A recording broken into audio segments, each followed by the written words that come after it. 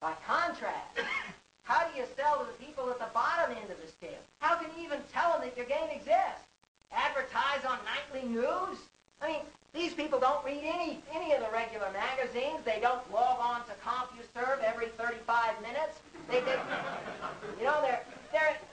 These people, the way they buy games, they wander into the computer store once a year to get a new ribbon for their dot matrix printer. And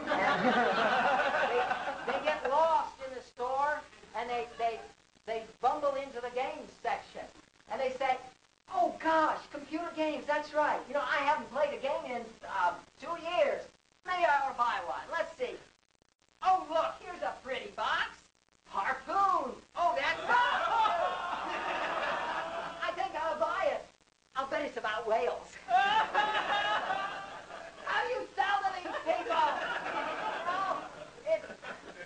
And these people here, these are the ones you sell to because they tell you what they want. I mean, it's really designing for the bottom crowd. It's hit or miss. You spend $500,000 on a game, you put it out there. If they don't like it, they won't even tell you they don't like it. They just won't buy it.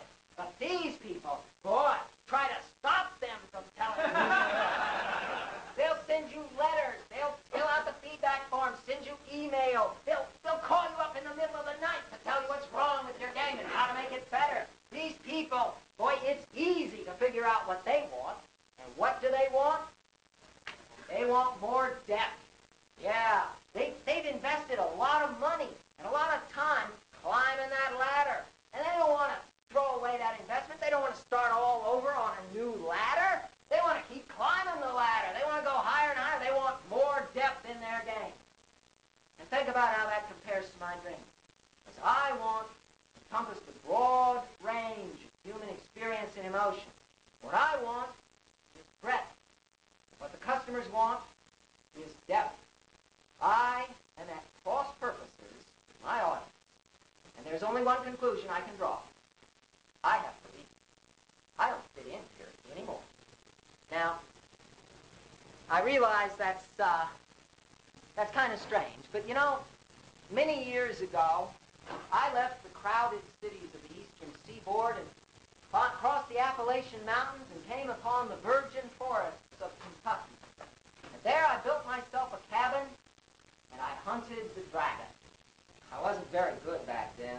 I only bumped into him at night by chance, and my encounters with him were brief and desperate. I'd wave my sword frantically and hear his claws hissing through the air, and then he would be gone.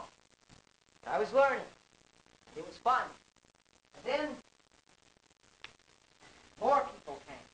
They hardy pioneers, and they built cabins near mine. And pretty soon we had a lot of cabins. Pretty soon we had a village there with lots of houses. And then more people came until now.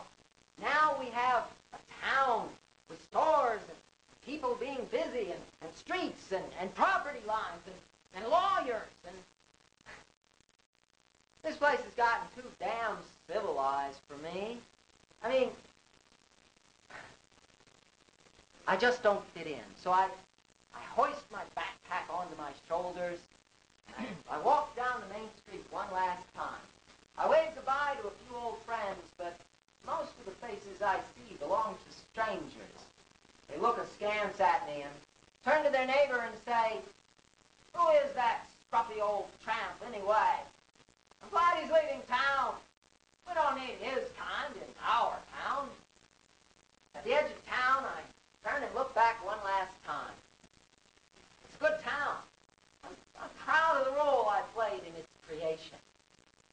But out there, to the west, beyond the Mississippi, beyond the Great Plains, away the Rocky Mountains, there are no people there.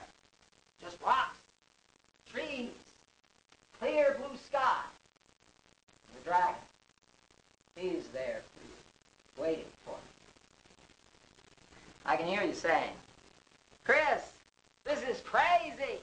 I mean, you don't want to leave all this behind. You've got too much invested here. This is insanity." And you're right. This is crazy. But let me tell you about another crazy old fool. Let me tell you about a guy by the name of Don Quixote de la Mancha. insanity is an inability to come to terms with reality. Don Quixote was definitely insane because he couldn't come to terms. But there was a reason.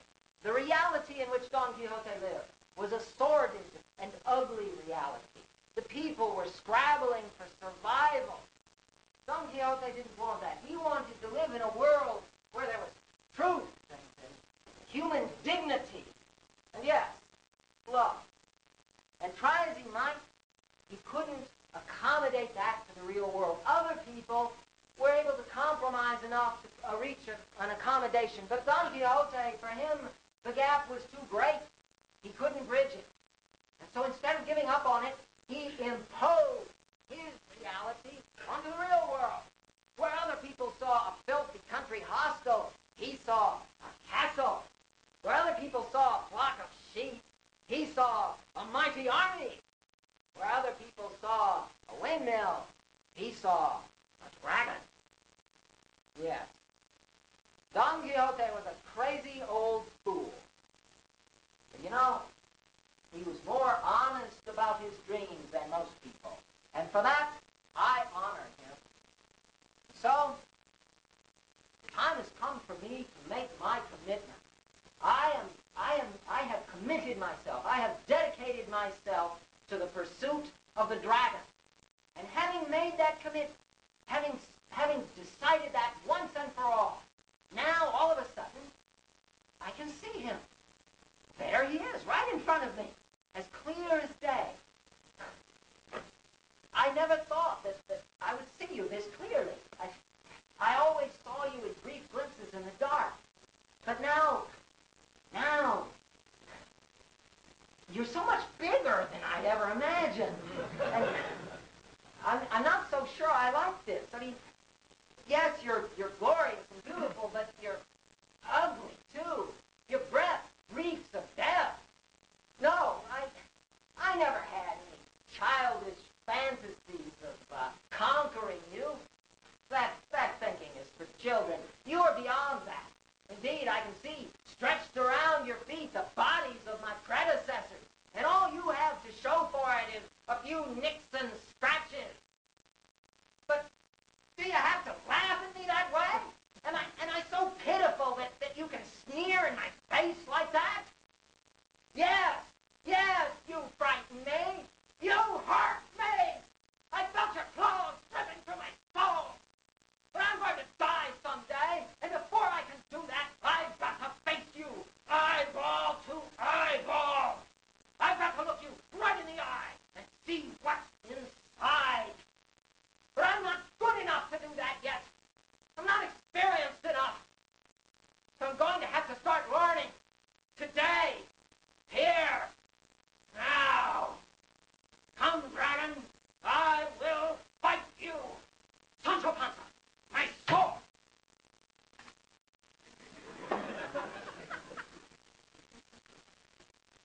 For truth.